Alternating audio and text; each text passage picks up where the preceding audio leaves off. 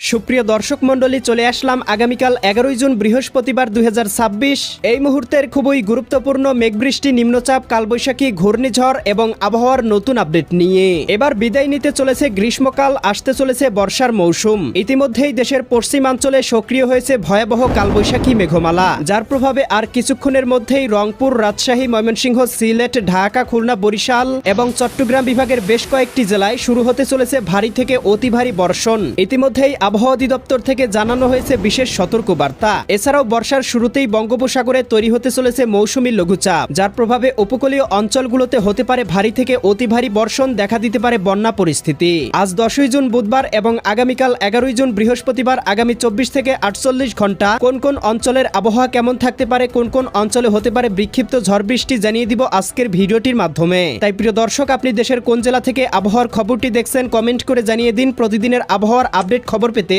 এই ভিডিওটিতে লাইক দিয়ে চ্যানেলটি সাবস্ক্রাইব করে বেল আইকন অন করে রাখুন। প্রিয় দর্শক, এ পর্যায়ে আমরা চলে আসলাম আবহাওয়ার পূর্বাভাস ইউরোপিয়ান মেঘমালা স্যাটেলাইট রাডারে। এখান থেকে দেখতে পাচ্ছি ইতিমধ্যেই ভারতের পশ্চিমবঙ্গ এবং বাংলাদেশের পশ্চিমাঞ্চলের জেলাগুলোতে সক্রিয় হয়েছে গভীর সঞ্চালনশীল বৃষ্টিবাহী মেঘমালা, যার প্রভাবে দেখতে পাচ্ছি ইতিমধ্যেই রাজশাহী, এদিকে সিরাজগঞ্জ, বগুড়া, পাবনা, নাটোর, নওগাঁ, চাঁপাইনবাবগঞ্জ, জয়পুরহাট, এদিকে দেখতে পাচ্ছি খুলনা, যশোর, সাতক্ষীরা, বাগেরহাট, ঝিনাইদহ, মাগুরা, নড়াইল, কুষ্টিয়া, চুয়াডাঙ্গা, মেহেরপুর, এদিকে ভারতের কলকাতা, খড়গপুর, চন্দননগর, আরামবাগ, মুর্শিদাবাদ, কাটুয়া, দুর্গাপুর, শান্তিপুর, বর্ধমান, এদিকে মালদা, এদিকে শিবগঞ্জ, করণদিঘি অঞ্চলগুলোতে কোথাও কোথাও ইতিমধ্যেই শুরু হয়েছে ভারী থেকে অতি ভারী বর্ষণ। এছাড়াও প্রিয় দর্শক দেখতে পাচ্ছি এদিকে রংপুর, গাইবান্ধা, কুড়িগ্রাম, নীলফামারী, লালমনিরহাট, দিনাজপুর, ঠাকুরগাঁও, পঞ্চগড়, এদিকে ময়মনসিংহ, সিলেট, ঢাকা, বরিশাল এবং চট্টগ্রাম বিভাগের আকাশেও আংশিক মেঘলা পরিস্থিতি বিরাজমান রয়েছে। এবং প্রিয় দর্শক, আজ রাতের মধ্যেই দেখতে পাবো এই মেঘমালা কিন্তু এই জেলাগুলোর উপর দিয়ে অতিক্রম করতে পারে, যার প্রভাবে আজকে মধ্যরাতের পরপরই দেশের উত্তর পূর্বাঞ্চলের জেলাগুলোতে হতে পারে হালকা থেকে মাঝারি ধরনের বৃষ্টিপাত। প্রিয় দর্শক, এ পর্যায়ে আমরা চলে আসলাম আবহাওয়ার পূর্বাভাস ইউরোপিয়ান মেঘমালা স্যাটেলাইট মডেল রাডারে। এখান থেকে দেখতে পাচ্ছি আজকে শেষ রাতের মধ্যেই এদিকে পঞ্চগড়, ঠাকুরগাঁও, দেবীগঞ্জ, জলঢাকা, শীতলকুচি, লালমনিরহাট, রংপুর,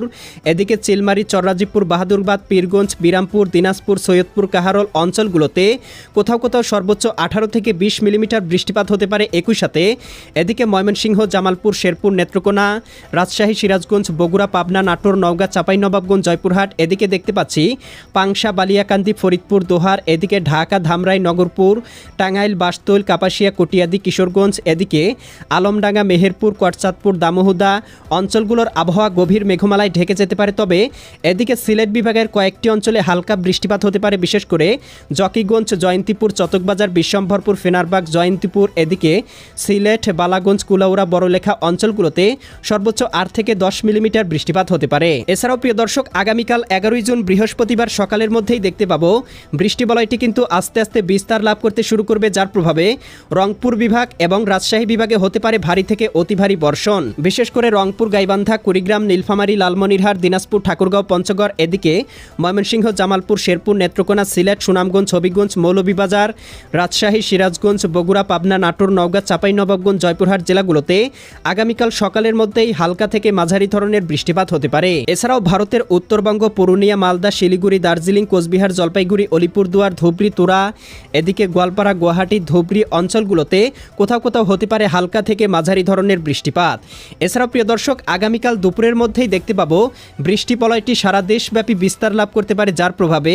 এদিকে রাজধানী ঢাকা, নারায়ণগঞ্জ, মুন্সিগঞ্জ, গাজীপুর, মানিকগঞ্জ, নরসিংদী, টাঙ্গাইল, ফরিদপুর, রাজবাড়ী, মাদারীপুর, শরীয়তপুর, গোপালগঞ্জ, কিশোরগঞ্জ, এদিকে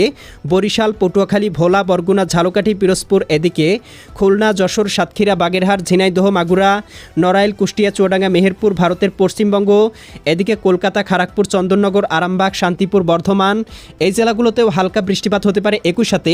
ময়মনসিংহ, সিলেট, রাজশাহী এবং রংপুর বিভাগেরও কোথাও কোথাও হতে পারে ভারী থেকে অতি ভারী বর্ষণ। এছাড়াও প্রিয় দর্শক, আগামীকাল বিকেলের মধ্যেই বৃষ্টি বলয়টি আস্তে আস্তে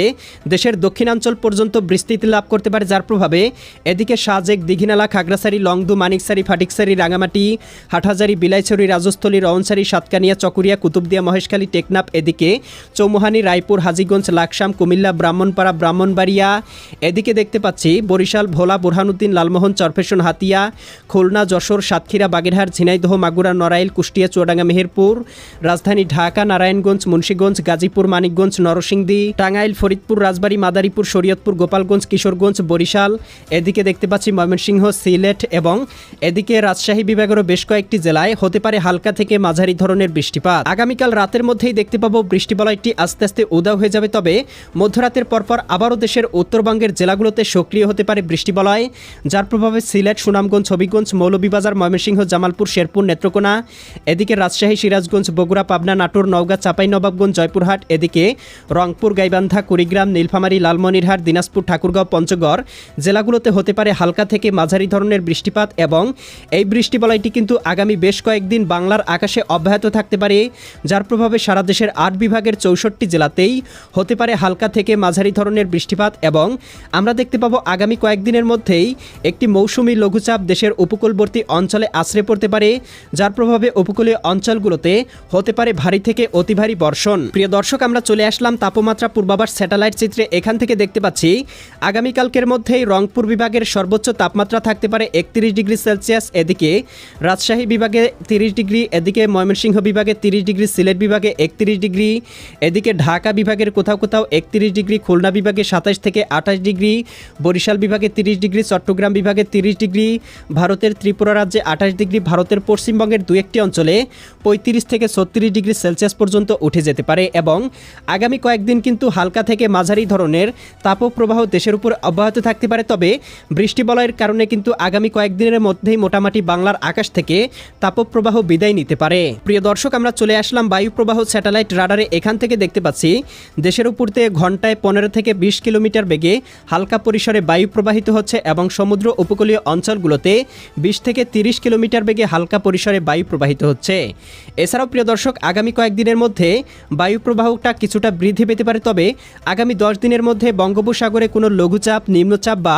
ঘূর্ণিঝড় তৈরির সম্ভাবনা লক্ষ্য করা যাচ্ছে না। তো পরবর্তীতে বঙ্গোপসাগরে কোনো আপডেট তৈরি হলে সাথে সাথেই আপডেট ভিডিওর মাধ্যমে আপনাদেরকে জানিয়ে দেওয়া হবে, তাই এক্ষুনি চ্যানেলটি সাবস্ক্রাইব করে বেল আইকন অন করে রাখুন। আল্লাহ হাফেজ।